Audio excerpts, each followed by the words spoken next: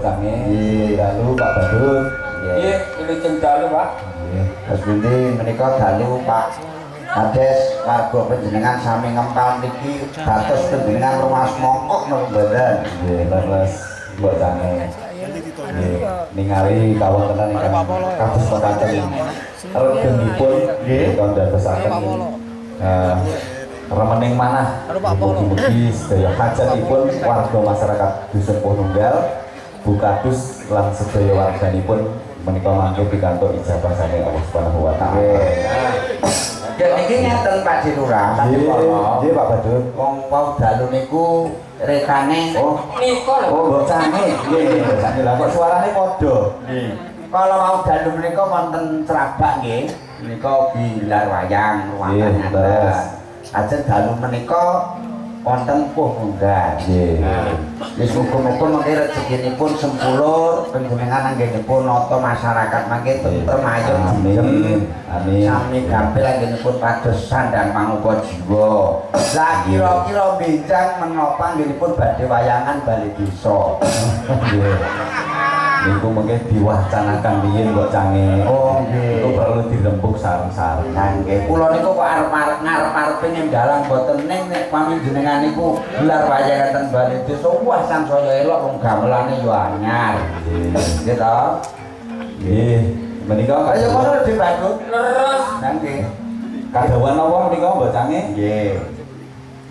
Monggo sak kersa panjenengan menika wonten kamardikan kagem panjenengan Pak Kades. Menika dalem bawa mawon mbok cange. Nggih. Sri Uning. Nggih, dawuhipun menika menapa? Sri Uning. Nggih. Oh, Sri Uning. Menika wonten ngangsanipun para-para nggih rawuh wonten ing mriki menika Bapak Kapolsek Kismantoro. Nggih. Rawuh malih menika saking unsur Koramil wonten Bapak Kapolsek, Bapak Koramil. nggih wonten Pak Suwatno, wonten Pak saking Agung, militer. Pak Budi, nggih mugi sedaya saged barokahi nggih. Amin. Luwih-luwih dalu menika pagelaran aman terkendali. Ngaten. Oke, wayangan ora aman iki ngopo? Iki panjenengan badhe bawa siluning. Nggih. Lah mangke diterusne mboten? Mungkin diterusne jenengan. Diterusne jenengan sing diterusne Pak Badut. Lho. Jane kulo pokoke enten mriki niki tebih malah kok kane ngenteni dulur-dulur. Nah, tekan kono-kono. Anak putu nggih pun nglumpuk nggih. Monggo, Pak De. Nggih. Ade Balon. Nano nebut lawan putri. Wah, suara le arum. Iya. Sri Uning Mustika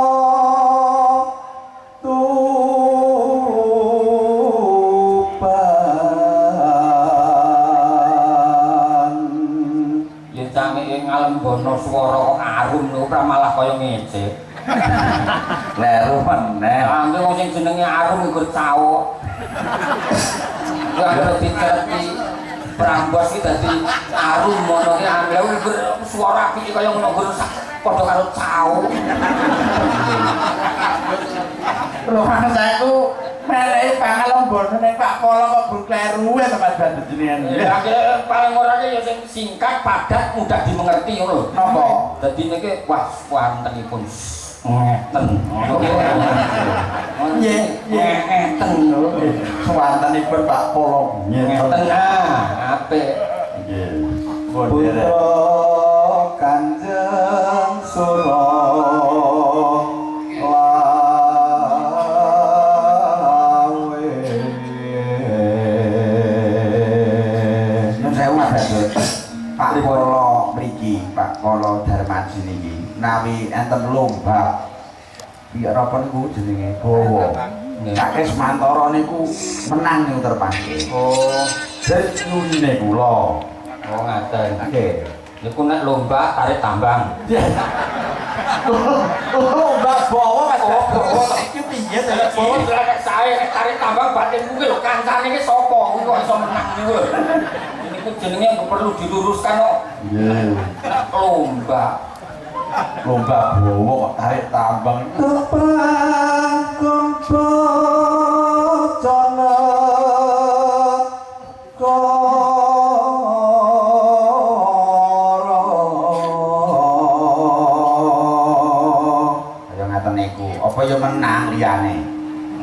Belo.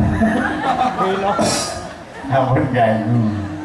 Bebelo wirat moyo.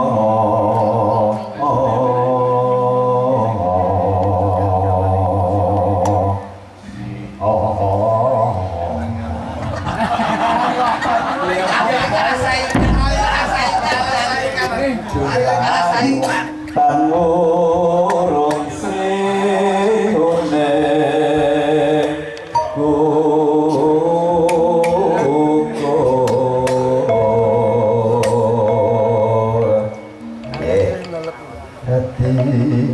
dadi kusumane bangsa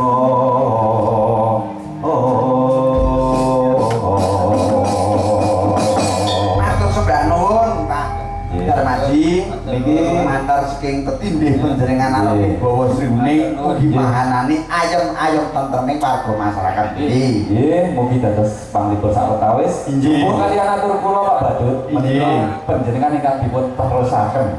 Oh. Matur suwun, monggo. Nggih. Ya iki panjenengan lenggah mriki napa langsung teng lenggah niku? Ada ampun repot-repot. Matur nuwun Pak wis jan. Zaman Beriku saya. seru lho Pak panggungnya iki. Nggih. Enten menika nyuwun ana papan ruang. Ayo Mi. Nah, bener lah iki ya longgar aku wong karepe mriko kula ngoten.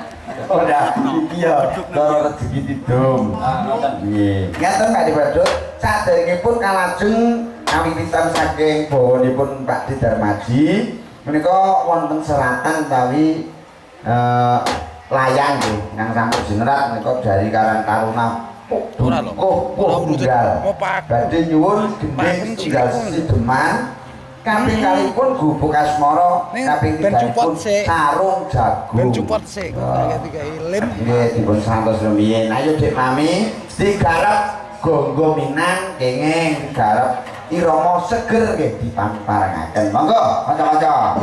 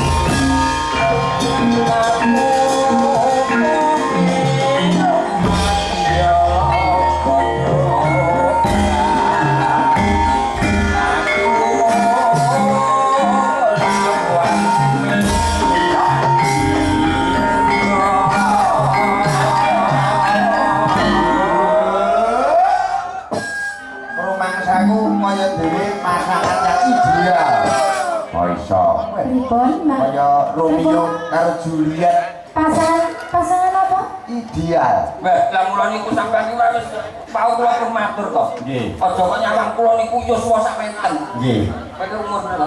Kula 17 tahun. 17. Nggih. Nggih. Lah bojoku ke tak ijol ning iki kok telu no. Kok bojo dijol iki lho. Lah bojoku ke wis 56 kok. Mboten napa-napa, malah 3 kali lipat malah saya lho niku. Lah nggih dijole kok telu. Turah sithik kena dikekne naik. Ya. Katresnan dewi